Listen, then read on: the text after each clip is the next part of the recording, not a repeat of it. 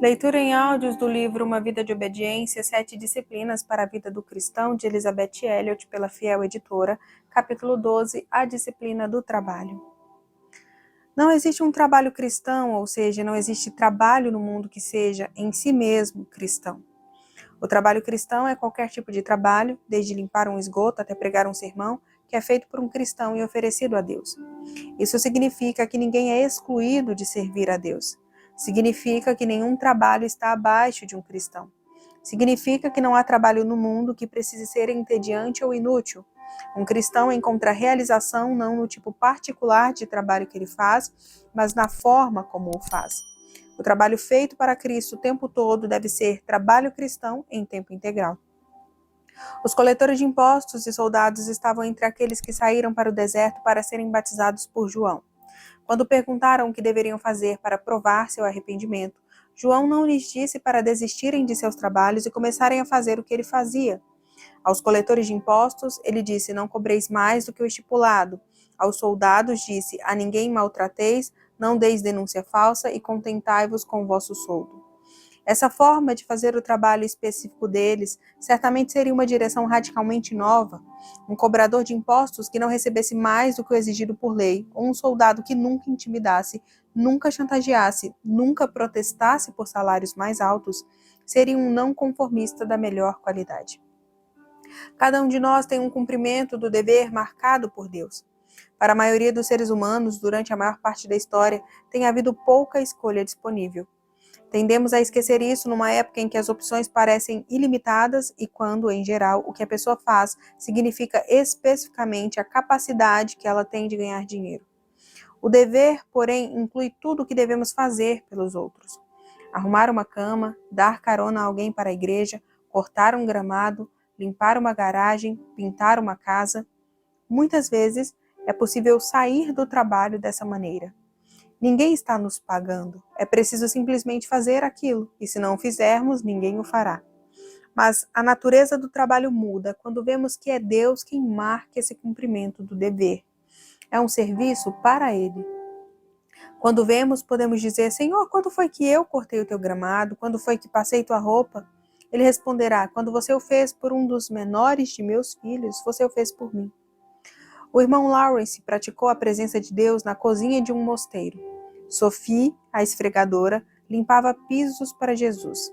Dag Hammarskjöld, como secretário-geral das Nações Unidas, ofereceu seu trabalho a Deus, encontrando nos escritos dos grandes místicos medievais a explicação de como um homem deve viver uma vida de serviço social ativo. Diz assim: para quem a autoentrega tinha sido o caminho para a autorrealização, e que na singeleza da mente, na interioridade, tinham encontrado forças para dizer sim a cada exigência que as necessidades de seus vizinhos os faziam enfrentar, e para dizer sim também a cada destino que a vida tinha reservado para eles. Amor, essa palavra muito mal usada e mal interpretada, para eles significava simplesmente um transbordamento da força com que se sentiam preenchidos quando viviam em verdadeiro autoesquecimento. E esse amor encontrou expressão natural no cumprimento sem hesitação do dever e na aceitação sem reservas da vida, o que quer que fosse que os trouxesse pessoalmente de trabalho, sofrimento ou felicidade. As primeiras palavras de um diário em 1956 lê-se: diante de ti, Pai, em retidão e humildade. Contigo, irmão, na fé e na coragem. Em ti, Espírito, em quietude. Vosso, pois vossa vontade é o meu destino. Dedicado, pois meu destino é ser usado, e usado de acordo com a tua vontade. Quais são as exigências que nos são impostas pelas necessidades de nossas famílias ou de nossos vizinhos? Esse é o cumprimento do dever que Deus nos estabeleceu. Para mim, quando eu era uma observadora próxima da vida dos índios da selva, ficou bastante claro que todos eles faziam o que tinham que fazer para sobreviver, desde a menor criança, que podia caminhar, até a velha avó, que ainda pegava sua cesta e saía para plantar mandioca na clareira da família. Havia poucas escolhas, de fato. Eles não se parabenizavam por cumprir seus deveres. Certamente nunca lhes passou pela cabeça que fossem virtuosos por fazer isso.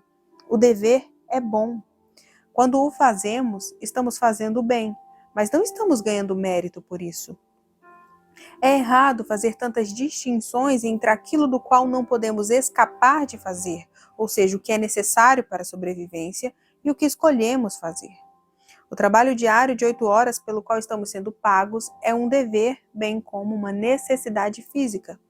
Muitas coisas que fazemos depois do trabalho, a menos que sejamos pessoas demoniacamente egoístas, são trabalho também, muitas vezes para os outros.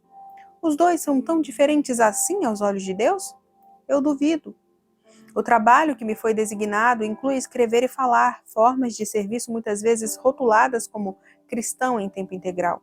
Mas meu serviço a Deus também inclui tarefas domésticas e de correspondência, e estar disponível para ajudar a família e os amigos a fazerem coisas que precisam ser feitas. Se meu marido precisa de um corte de cabelo ou que uma carta seja digitada, eu estou disponível. Nós, porém, não nos gloriaremos sem medida, escreveu Paulo aos Coríntios. Mas respeitamos o limite da esfera de ação que Deus nos demarcou e que se estende até vós. Porque não ultrapassamos os nossos limites como se não devêssemos chegar até vós, posto que já chegamos até vós com o Evangelho de Cristo. Não nos gloriando fora de medida nos trabalhos alheios e tendo esperança de que, crescendo a vossa fé, seremos sobremaneira engrandecidos entre vós dentro da nossa esfera de ação. O que é a nossa esfera de ação? Não podemos descartar o fato da vida moderna. Na realidade, existem muitas escolhas quando se trata de discernir essa esfera. Estejamos certos de que Deus sabe como mostrar a vontade dele a quem está disposto a fazê-la. O lugar para começar a descobrir a esfera maior é na esfera menor. Na disposição de dizer sim a toda exigência que a necessidade do próximo nos faz enfrentar. Um jovem casal veio me pedir conselhos sobre o trabalho da esposa. O homem estava estudando ainda, então era necessário que ela trabalhasse para pagar as contas. Essa é uma das duras realidades atuais e coloca uma tensão em qualquer casamento. Acredito que esse possa ser um acordo viável desde que seja visto por ambas as partes como um expediente temporário até que seja possível para o marido assumir a responsabilidade que recai sobre os maridos, cuidar de suas esposas, possibilitar-lhes ter uma família e, em seguida, sustentar essa família. Essa, porém, não foi a maior dificuldade do jovem casal. Ambos viam a situação como temporária, não ideal. O problema era que ela não estava achando seu trabalho muito gratificante. Será que ela deveria correr o risco de deixar um trabalho chato e esperar que o Senhor a levasse a um melhor? Claro que era uma pergunta que eu não podia responder por eles, mas tentei ajudá-los a enxergar a coisa toda de uma maneira diferente. Primeiro, o trabalho dela era uma necessidade econômica, uma vez que ele não podia trabalhar. Qualquer trabalho era melhor do que nenhum trabalho. Em segundo lugar, era um trabalho temporário. Ela não precisava pensar nele como uma carreira. Ela queria ser mãe. Terceiro, e eles não tinham pensado nisso, realização não se encontra em nenhum emprego no mundo. Ela estava enganada em buscar realização ali. Ela achava que o trabalho estava abaixo dela, o que a fazia se sentir superqualificada, uma vez que tinha um diploma que não tinha nada a ver com o tipo de trabalho que fazia e que, portanto, ia ser desperdiçado. Será que ela estava disposta a fazer qualquer coisa que a necessidade atual deles exigisse para o bem de seu marido, como para o Senhor? Será que ela estava disposta a renunciar a todo pensamento de satisfação pessoal no trabalho e, em vez disso, procurar satisfazer o mestre? Como eu poderia convencê-la de que a satisfação de fazer um trabalho para Deus seria infinitamente maior do que as recompensas que o uso de suas chamadas qualificações poderia trazer? Eu não sei o que aconteceu com eles. Talvez Deus tenha proporcionado uma posição interessante e desafiadora para ela. Caso contrário, espero que tenham aprendido a lição essencial.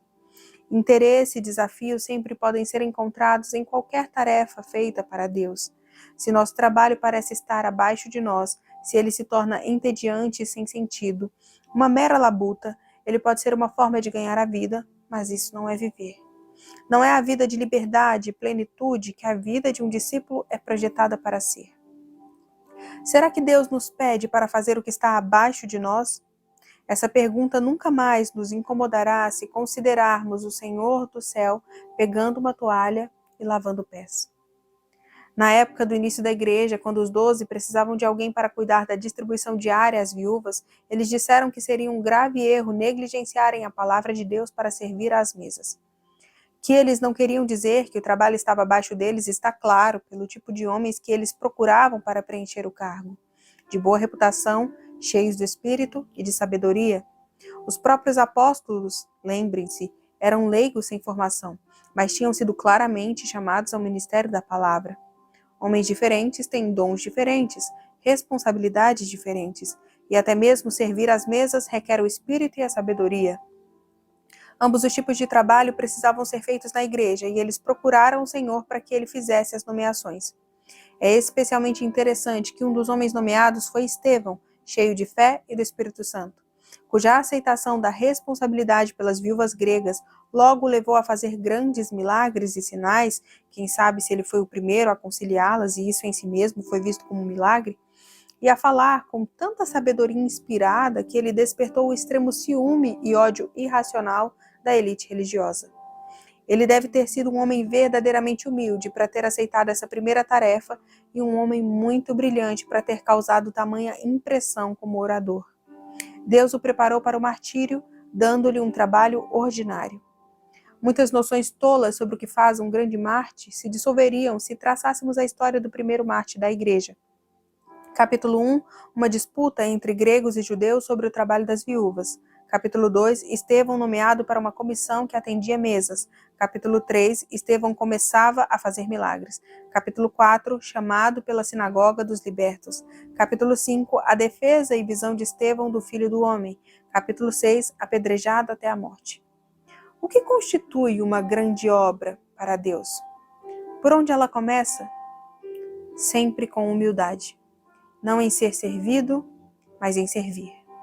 Não na auto-atualização, mas na auto-entrega. Certa vez, ouvi uma fórmula que garantia prevenir o tédio. Ela deve conter algo para fazer, alguém para amar, algo pelo qual esperar. O cristão tem tudo isso em Cristo. Um trabalho, um mestre e uma esperança.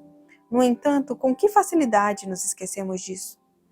Um dos resultados da queda é que perdemos de vista o significado das coisas e começamos a ver o mundo como monótono e opaco, em vez de enxergá-lo como carregado de glória. O que as outras pessoas estão fazendo parece muito mais interessante e emocionante do que o que temos que fazer.